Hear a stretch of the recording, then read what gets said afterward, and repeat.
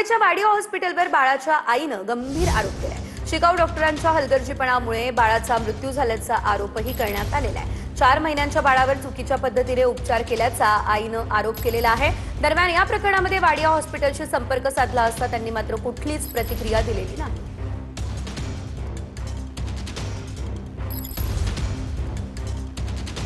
तर मुंबईच्या वाडिया हॉस्पिटलवर बाळाच्या आईनं गंभीर स्वरूपाचे आरोप केलेले आहेत। वाडिया हॉस्पिटलवर शिकाऊ डॉक्टरांच्या हलगर्जीपणामुळे बाळाचा मृत्यू झाल्याचा आरोप आहे। या संदर्भातले सर्व कागदपत्र या ठिकाणी समोर मांडण्यात आलेले आहेत। वाडिया हॉस्पिटल सोबत संपर्क साधला मात्र तरी सुद्धा त्या ठिकाणानं कुठलीच प्रतिक्रिया समोर आलेली नाहीये।